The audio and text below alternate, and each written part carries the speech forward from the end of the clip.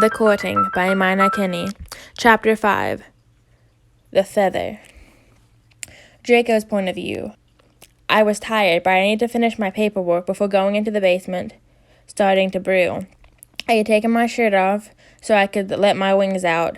They felt itchy when I let them in for too long, and it felt refreshing after a day in my office.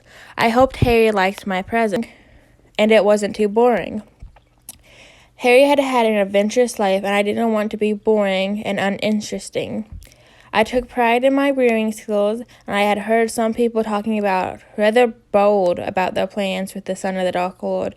I hoped he opened my letter before something happened. When I was ready to leave my office, Hecka came in and dropped the letter onto my desk. The letter stated that Harry was really happy about my present, but sadly opened it a little too late. The charm letter had already arrived, but he liked my potion nevertheless.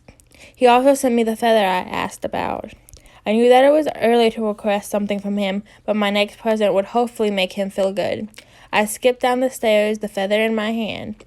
It was a long one, completely white. I guessed he had wings that pointed down. Mine were pointed outwards to defend my mate and attack anyone that wanted to hurt my family. I started gathering everything I needed for the potion and started working. I came up with it some weeks ago. I tested it myself, and it shouldn't hurt my soon-to-be mate. I hummed while stirring the potion until it turned a light blue and dropped some lavender into it. It was mainly for the smell and the color, but nobody said that potions needed to smell bad. I added an egg into it for the consistency and stirred it 5 times clockwise. I needed to wait exactly 4 minutes, and then I would drop in the feather. With luck, I would give him some comfort with the potion, even when I wasn't near him. I slowly poured the creamy potion into a tube and put the lid on it. Now it needed to cool down, and I could send the potion to Harry next week. I would send it earlier this time, so that mishap like last time wouldn't happen.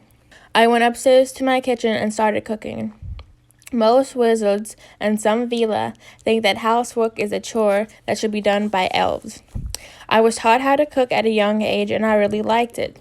It was a good way to bond with my family, and it helped me with learning the principle about potions. When I became older, I did it to calm down, as a kind of therapy. I flipped the omelet and let it fall onto the plate. While I waited for my food to cool down, I cleaned the cooking area with a flick of my wand. As much as I loved cooking, I hated cleaning up. I sat myself down and started eating, imagining Harry sitting next to me and our children running around. Harry's point of view.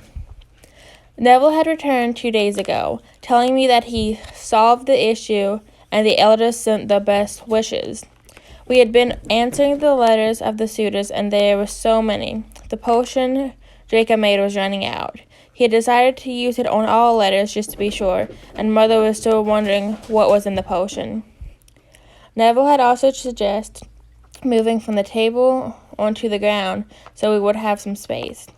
Today was the 8th of August, and a lot of letters were coming in. Some suitors from last week since the second letter, and all people that procrastinated sent theirs. They were either eliminated immediately for various reasons, or they got a negative mark in my booklet for waiting so long. But the most interesting letter was brought by a big gray owl, who dropped her letter and present into my lap and then sat next to Hagrid. She was really early. I hadn't seen many other owls when she came in, so I decided to open her letter. In the beginning, he apologized for being too late last time. That's why he sent Hecka so early in the morning.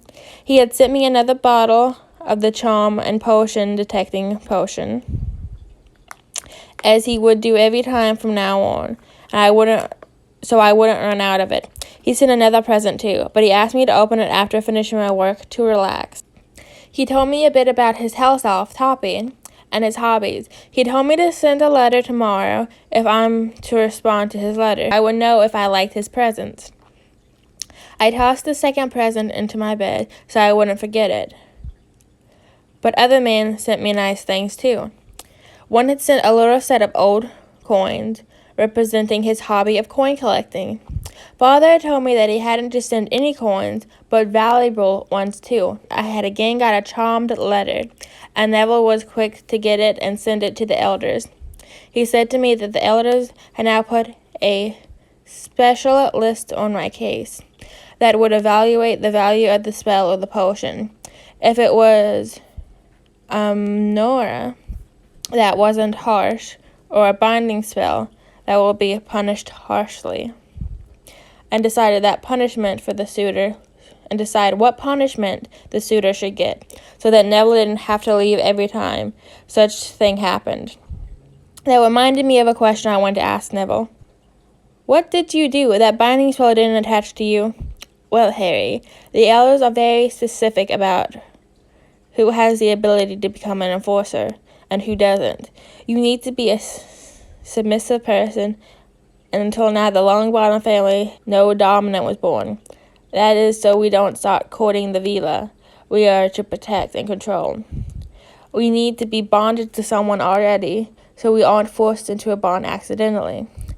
There are other rules, like you need to be of age, done the training criteria, but you get the point. There's nothing going to happen to me. I nodded, but I still had a question. Then who is your partner? Neville smiled and dropped a bit of the blue potion onto the next letter. I won't tell you. Maybe I will invite him one day. Then he blushed and gave me the letter after the potion turned clear. After working a long time, I had let out my wings and started feeling uncomfortable. I need to ask Mother about that later. I plopped down onto my bed, and Neville sat next to me. He made a face and stood up again. It seems we forgot someone. Let's open it and then we're finished. I nodded and remembered Draco's present. I opened the little package. It was a tube, like the one you would put shampoo in. There was a piece of parchment around it, and I unwrapped it.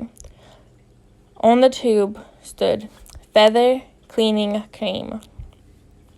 I opened the parchment and read it. Draco wrote that sometimes when the feathers of a Veela grow back, it starts getting really uncomfortable and even painful. When the new feathers try to push away the old and broken ones, then it would be time to pluck those out.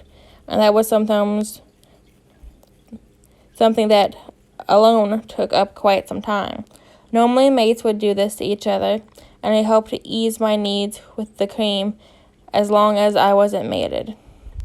All I needed was a big towel or sheet to sit on, the cream and the instructions. Neville brought in the sheet and sat himself down behind me.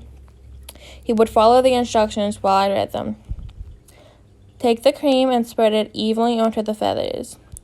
Let that soak in. After some minutes, the feathers that are broken beyond saving will turn black. The ones that are savable will turn gray. Then shake the cream bottle for half a minute and apply on the gray feathers to repair them. Black feathers should fall out 10 minutes after applying. Gray feathers should turn white again. If anything happens, start accordingly. Please wash off immediately with cold water. We followed the steps, and I felt 10 pounds lighter afterwards. It was this cream great. End of Chapter 5.